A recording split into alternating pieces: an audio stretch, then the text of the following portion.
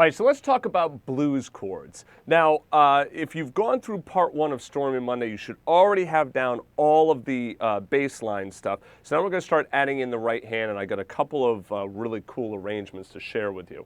All right, so under the blues chords, you'll see that I have this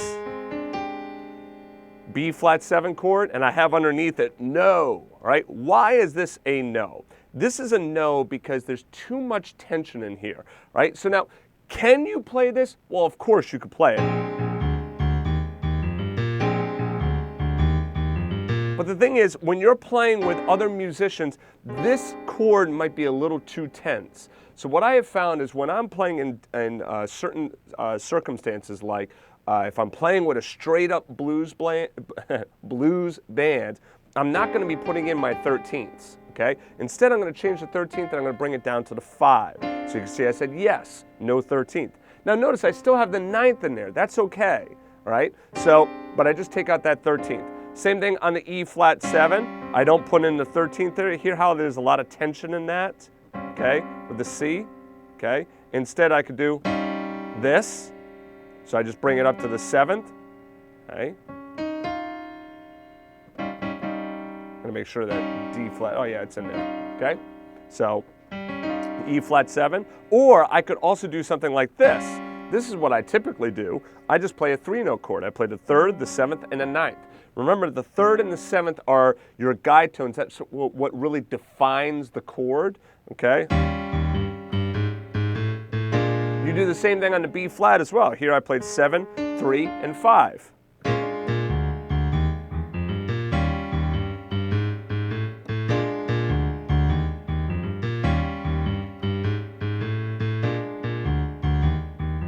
And this is a good exercise to practice. Start on B flat 7, go to E flat 7. So just start with that first. B flat 7, E flat 7. And then let's start with the bass line. Then the E flat.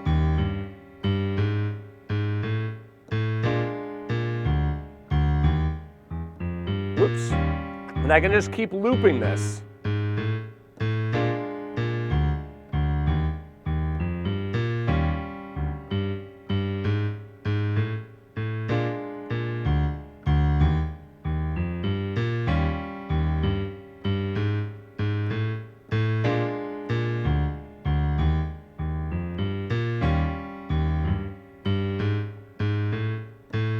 If I want to add that little grace note in there as well, I could do that. Notice on the F7, I'm doing the same thing. Just the 3rd, the 7th, and I just played the root there rather than the 9th. Sometimes I like the sound of those 2 notes close together, those major and minor seconds, because it creates a cluster sound versus that. Okay?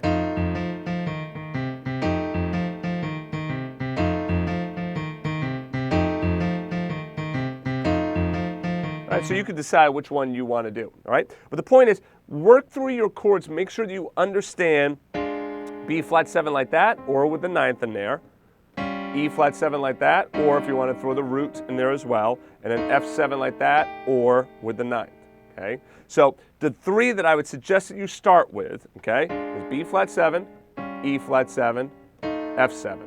So you see on the E flat to the F, you're just moving those 2 notes, E flat 7, F7, E flat 7, F7. Okay? So you're just moving those 2 notes up from the E flat to the F. Work through those chords, make sure you can play those chords, and then play them along with the bass line. I would do bass line A, and then I would do, you could do the transition bass line to one letter C, or if you wanted to do letter B.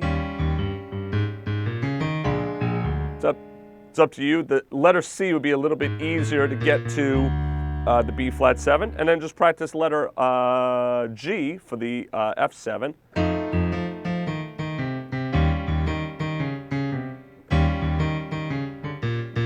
Okay, so work through those chords, make sure you're comfortable with them because we're going to be adding them into the arrangement in the next section. Thanks for taking a look at this video. If you'd like to be notified the next time I release free content on YouTube, you can click on the subscribe button on this page. It's absolutely free to subscribe to our YouTube channel.